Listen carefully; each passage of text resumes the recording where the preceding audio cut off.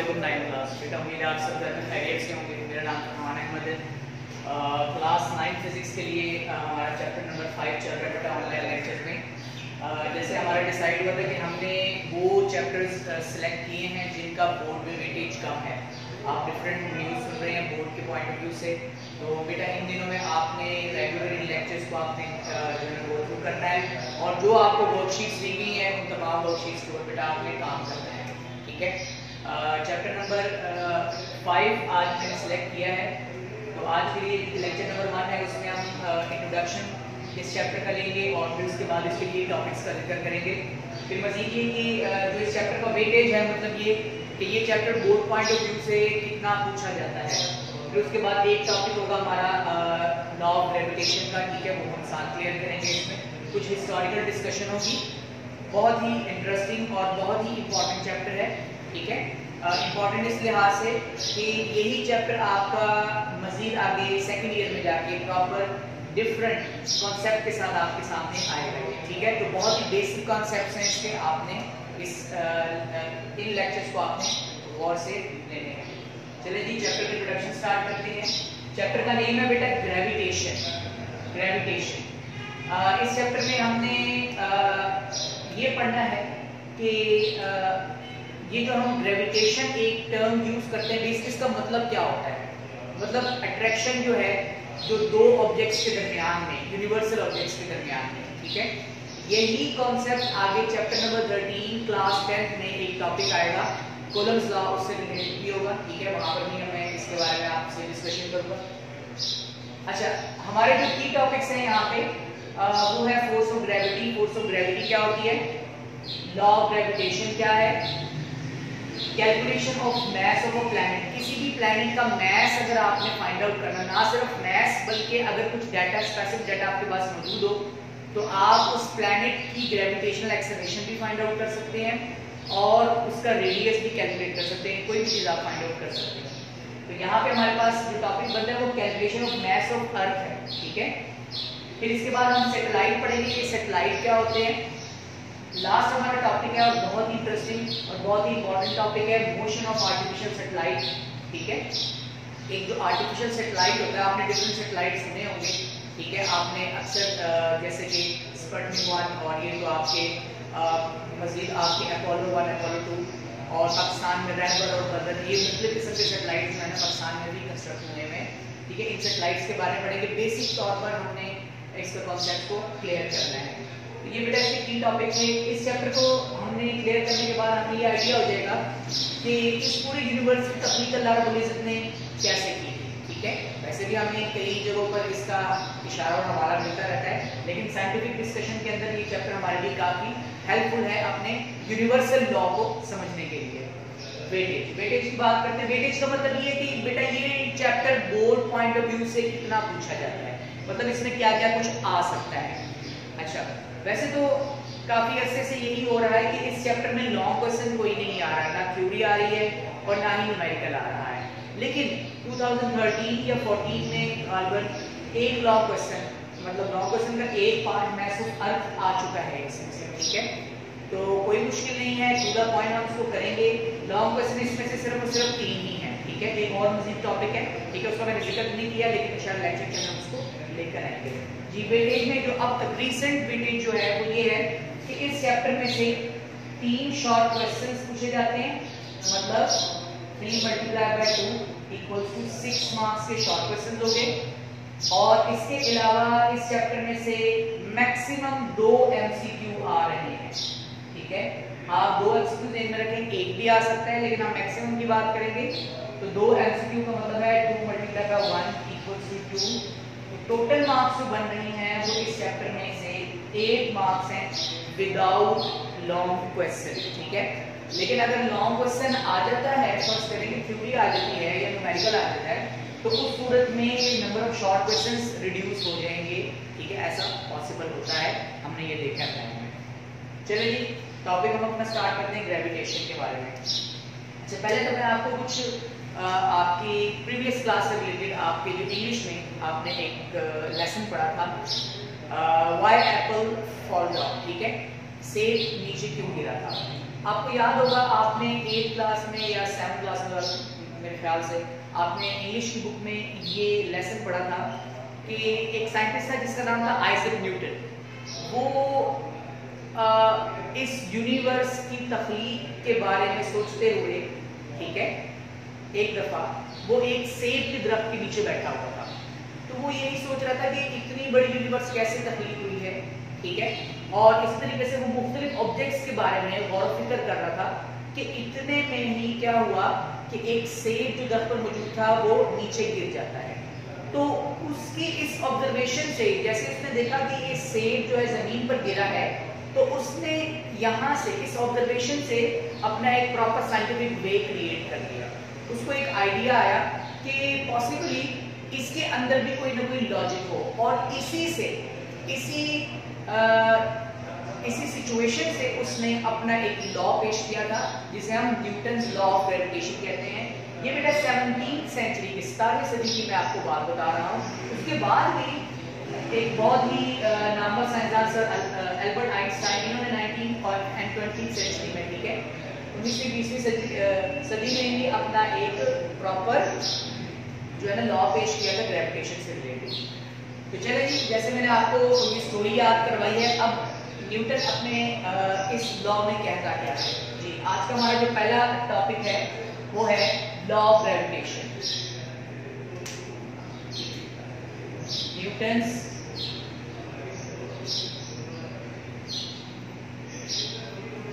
Law of gravitation.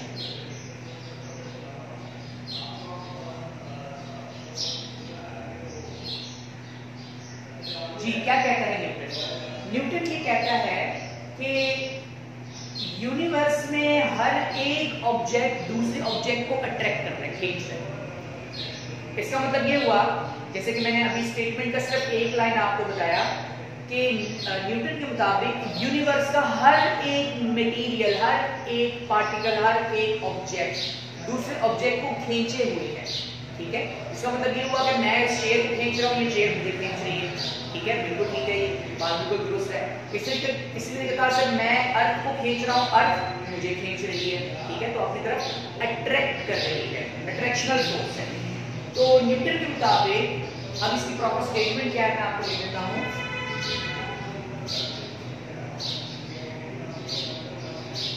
Everything in universe, yeah, everybody in the universe,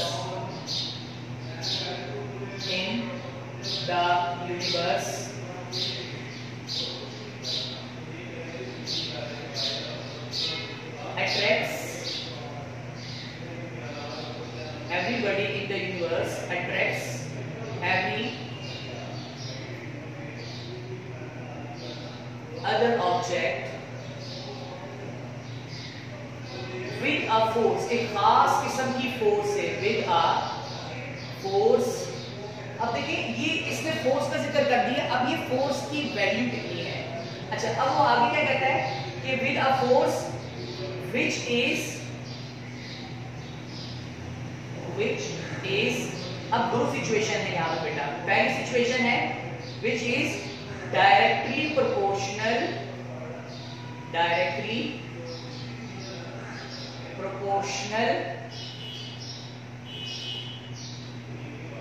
और दूसरा जो force के लिहाज से दूसरी सिचुएशन बता रहा है वो ये है कि यही फोर्स इनवर्सली प्रोपोर्शनल नहीं। अब ये किसके डायरेक्टली प्रोपोर्शनल है? इसके इनवर्सली प्रोपोर्शनल है। आगे जाके मैं इसको क्लियर करता हूं। इनवर्सली प्रोपोर्शनल जी। दोबारा देखिए, everybody in the universe attracts every other object with a force which is directly proportional to the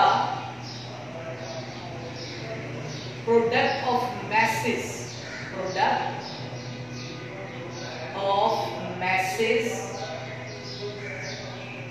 ठीक है। मतलब जो दो ऑब्जेक्ट्स हैं, फॉर एग्जांपल आपके पास ये दो स्फेयर्स हैं, ठीक है, दो आपके पास गोले हैं। एक ऑब्जेक्ट का मास है m1, एक ऑब्जेक्ट का मास है m2। अब इनका प्रोडक्ट क्या होगा? m1 m2। प्रोडक्ट का मतलब है जो मल्टीप्लिकेशन में हम लिखते हैं। तो वो ये कहता है कि वो जो फोर्स ऑफ अट्रैक्शन है दोनों के दरमियान में, दोनों ऑब्जेक्ट्स के दरमियान में जो फोर्स ऑफ अट्रैक्शन है, ये फोर्स ऑफ अट्रैक्शन इन दोनों मैसेज के प्रोडक्ट के डायरेक्टली प्रोपोर्शनल है। यानी कि यहाँ पर रिलेशन आपके पास क्या बन जाएगा, F proportionality sign M1 M2, ठीक है। मतलब जो दो ऑब्जेक्ट्स हैं, ठीक है, द ऑब्जेक्ट्स में भी अगर तो अच्छा एक चीज मैं क्लियर कर दूं, अगर दोनों ऑब्जेक्ट्स का मैसेज सेम हो, मतलब अगर ये भी 1000 किलोग्राम का है और ये भी 1000 किलोग्राम का है, तो दोनों के दरमियान में जो फोर्स ऑफ अट्रैक्शन होगी वो दोनों सेम होगी। मतलब इसकी तरफ से जो इस पर फोर्स लग रही है एज एन एक्शन वो सेम होगी बनिस्बत दूसरे के, ठीक है। यही लॉ न्यूटन थर्ड लॉ से भी रिलेट करता है जी। और ये जो फोर्स है, ये फोर्स दोनों ऑब्जेक्ट के दरमियान जो डिस्टेंस है उसके स्क्वायर के इनवर्सली प्रोपोर्शनल है। मतलब अगर ये ऑब्जेक्ट और ये ऑब्जेक्ट एक दूसरे से डिस्टेंस d पर मौजूद है तो इस डिस्टेंस के स्क्वायर के इनवर्सली प्रोपोर्शनल है। मतलब ये हुआ कि न्यूटन के मुताबिक ये जो फोर्स ऑफ ग्रेविटेशन है, न्यूटन के मुताबिक ये जो फोर्स ऑफ ग्रेविटेशन है, यही वो फोर्स है जो उस एप्पल के गिरने की वजह बनी थी, ठीक है। वो जो एप्पल वहां मौजूद था तो ट्री पर न्यूटन ने ऑब्जर्व किया उस एप्पल को, उस ट्री के नीचे बैठ के, कि ये जो फोर्स है यही फोर्स उस एप्पल की अट्रैक्शन, एप्पल के गिरने की वजह बनी थी। मतलब अर्थ ने उस एप्पल को अपनी तरफ अट्रैक्ट किया था एक नॉन कांटेक्ट फोर्स की वजह से। इसका जिक्र भी आगे आएगा नॉन कांटेक्ट फोर्स का।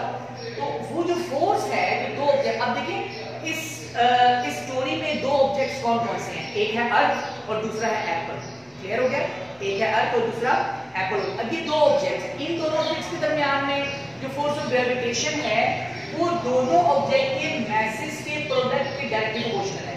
मतलब कि जब मैसेज का प्रोडक्ट इंक्रीज होगा तो उनके दरमियान में फोर्स ऑफ ग्रेविटेशन भी इंक्रीज होगी। मैं मिसाल देता हूं आपको।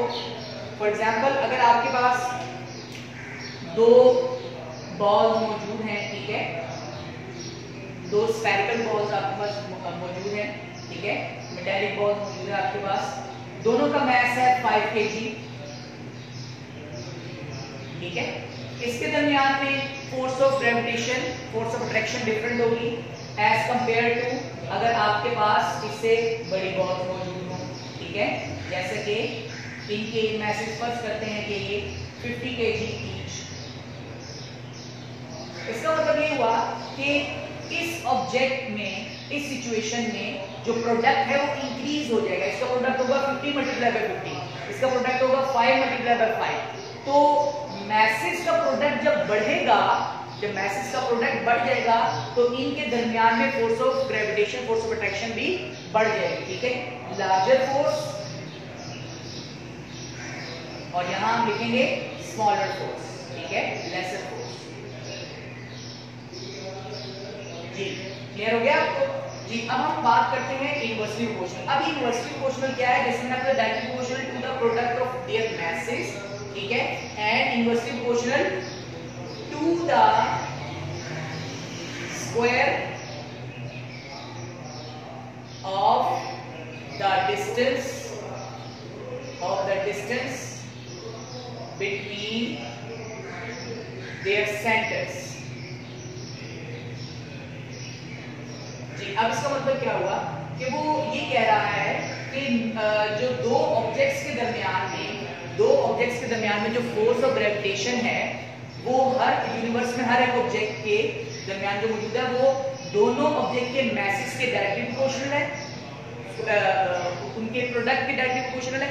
याद रहे कि अगर आपने directly proportional to the product of their masses, ठीक है, and inversely proportional to the square of the distance between their centres, इनमें से बेटा अगर एक वर्ड भी अगर आपने स्किप कर दिया तो स्टेटमेंट आपकी गलत हो जाएगी, ठीक है। चैप्टर नंबर 5 के बिल्कुल स्टार्ट करिए, लॉ ऑफ ग्रेविटेशन मौजूद है विद डायग्राम, आप उसको और से देखेंगे, ठीक है जी। चीजें मैंने आपको क्लियर कर दी हैं। इसके बारे में जिक्र करते हैं, इनवर्सली प्रोपोर्शनल का रिलेशन हम आमतौर पर तब इस्तेमाल करते हैं जब एक क्वांटिटी रिड्यूस कर रही होती है तो उसके मुकाबले में दूसरी क्वांटिटी इंक्रीज कर रही होती है, ठीक है। अब अगर हम ये बात करें, बिल्कुल जैसे मैंने आपको यहाँ समझाया, अगर मैं यहाँ पर दोबारा इसको क्लियर करूँ, अगर आपके पास 5 ऑब्जेक्ट्स के दरमियान में 5 किलोग्राम के ऑब्जेक्ट्स के दरमियान, इसके दरमियान में डिस्टेंस है 10 मीटर, और यहाँ पर एक और दो ऑब्जेक्ट्स हैं, इनके दरमियान में डिस्टेंस है 8 मीटर। तो जो दूसरी सिचुएशन है, नीचे वाली सिचुएशन है, यहाँ पर फोर्स ऑफ ग्रेविटेशन ज्यादा स्ट्रॉन्ग होगी। क्यों?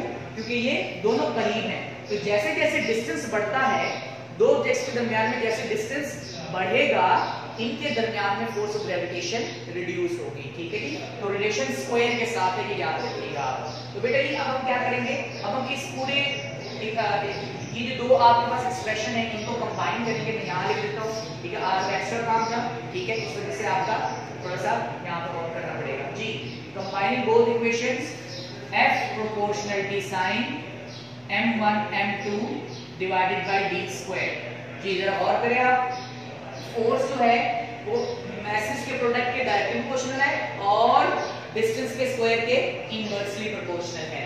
जी बेटा, जब भी हम प्रोपोर्शनलिटी साइन को खत्म करते हैं हमेशा इक्वल लगाते हैं, इक्वल लिखते हैं और साथ में कोई ना कोई ग्रेविटेशनल कांस्टेंट लेते हैं। जी अब हम लिखेंगे साथ में m1 m2 divided by d का स्क्वायर। इसमें g क्या है? g बेटा जी ग्रेविटेशनल कांस्टेंट है। ये यूनिवर्सल कांस्टेंट है, पूरे यूनिवर्स में इसकी वैल्यू सेम है और कैलकुलेटेड है। ठीक है, इसकी वैल्यू कितनी है? g की वैल्यू, ग्रेविटेशनल कांस्टेंट की वैल्यू है 6.673 मल्टीप्लाई 10⁻⁻11। यूनिट भी है बेटा इसका newton metre square per KG square. Newton metre square per KG square. इस यूनिट का भी अपना एक प्रूफ है, इंशाल्लाह जैसे हम न्यूमेरिकल करेंगे या एक आधे टॉपिक में मजीद कुछ लेक्चर्स करवा दूं। कोई ऐसे लेक्चर्स आते हैं जहां पर मतलब ज्यादा काम ना हो, कुछ डेफिनेशन होंगी, तो मैं वहां पर इस यूनिट का प्रूफ भी बेटा आपको बता दूंगा कि ये यूनिट जी का कैसे बनता है, मतलब यहाँ f m1 m2 d square की वैल्यू से। ठीक है जी, ये कैलकुलेटेड है, कांस्टेंट वैल्यू है और बहुत ही इंपॉर्टेंट है बेटा। ये आपको बहुत इंपॉर्टेंट एमसीक्यू है। ठीक है, अक्सर आपसे बोर्ड में एमसीक्यू पॉइंट ऑफ व्यू से या तो मैग्नीट्यूड पूछा जाता है या फिर आपसे यूनिट पूछा जाता है। पिछले साल ये क्वेश्चन भी आया था कि small G and capital G में क्या डिफरेंस है। ठीक है, इस क्वेश्चन को भी हम चैप्टर के मिड में, चैप्टर के एंड में क्लियर करेंगे कि ग्रेविटेशन एक्सेलरेशन है और ग्रेविटेशन कांस्टेंट है, ये सेम नहीं रहती हर जगह पर और ये पूरे यूनिवर्स में सेम रहती है। तो बेटा ये आपका आज का टॉपिक था न्यूटन लॉ ऑफ ग्रेविटेशन, या आपसे सवाल पूछा जाता है state Newton law of gravitation and prove its derivation. What is the value of g. ठीक है, ग्रेविटेशनल कांस्टेंट की वैल्यू क्या है, ग्रेविटेशनल उसका यूनिट क्या है। तो ये तमाम चीजें बेटा आपने गौर से देखनी है, इसको क्लियर करना है। मैंने आपको बहुत ही बेसिक वर्डिंग में, बेसिक सेंटेंस के अंदर आपको चीज समझाई है, आपने वर्डिंग अपनी टेक्स्ट बुक की ही लेनी है।